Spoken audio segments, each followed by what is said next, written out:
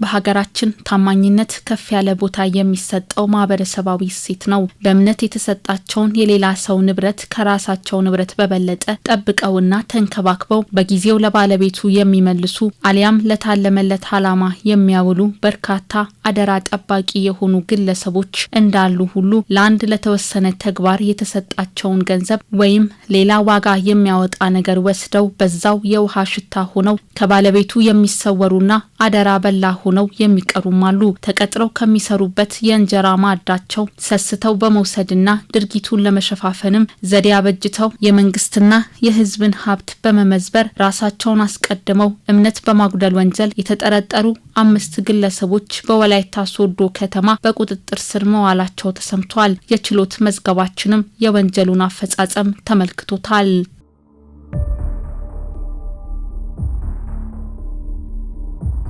አቶ ትዛዙ ሳካ በሶዶ ከተማ ዱቄትና ዳቦ ፋብሪካ የሂሳብ ባለሙያ ሆኖ ተቀጥሮ በሰራባቸው ጊዜያቶች የዳቦ ሽያጭ ገንዘብ በአግባቡ ገቢ ስለመደረጉ ኦዲት ሲደረግ 898659 ብር ለፋብሪካው ሂሳብ ገቢ የተደረገ በማስመሰል የተዘጋጀ ሐሰተኛ የባንክ ደረሰኝን በመጠቀም የፋብሪካውን ገንዘብ ለግል ጥቅም ያዋለ በመሆኑ ያልተገባ ጥቅም ለማግኘት አስቦ በፈጸመው ሐሰተኛ ሰነድ በመገልገል የሙስና ወንጀል መከሰሱን መዝገቡ ያሳያል። በተጨማሪም አንደኛ ተከሳሽ በሶዶ ከተማ ዱቄትና ዳቦ ፋብሪካ የሂሳብ ባለሙያ ሆኖ ተቀጥሮ በሰራባቸው ጊዜያት የዳቦ ሽያጭ ገንዘብ በአግባቡ ገቢ ስለመደረጉ ኦዲት ሲደረግ ወጪ ካደረገው የሽያጭ ገቢ ደረሰኝ መካከል 2 ዋናውን ወይም ኦሪጂናል ደረሰኞችን ነቅሎ ያጠፋ በመሆኑ ያልተገባ ጥቅም ለማግኘት አስቦ በፈጸመው የሙስና ወንጀል ተከሷል።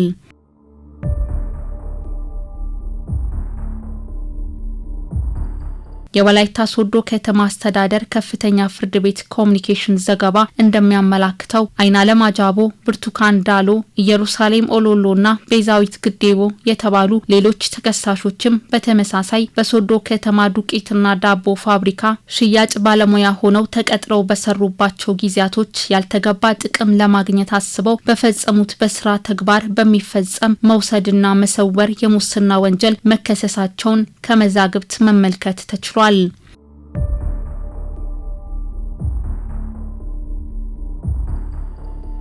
ግራቀኙን ሲያከራክር የቆየው የወላይታ ሶዶ ከተማ አስተዳደር ከፍተኛ ፍርድ ቤት አቃቤ ሕግ ያቀረበውን ክስ በሰውና በሰነድ ማስረጃ ያስረዳውን አንደኛ ተከሳሽ ያላስተባበለ ስለሆነ ሐምሌ 2 ቀን 2018 ዓ.ም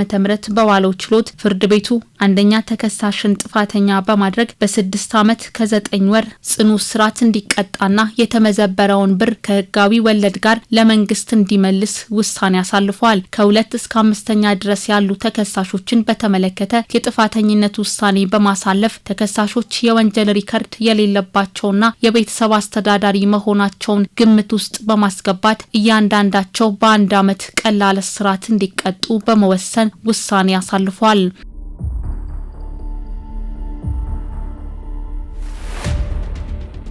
ተገቢ ያልሆነ ብልጽግና ለራስ ወይም ለሌላ ሰው ለማስገኘት በማሰብ የሌላ ሰው ወይም የመንግስት የሆነውንና ለአንድ ለተወሰነ አገልግሎት ባደራ የተሰጠን ዋጋ ያለውን ነገር አሊያም ጥሬ ገንዘብ ለራስ ጥቅም ማዋል ተጠያቂ የሚያደርግ በመሆኑ እምነትን ባለማጉደልና አደራን በመጠበቅ ራስን በታማኝነት በማጠር ማህበረሰባዊ እሴቶችን ማጠናከር ይገባል።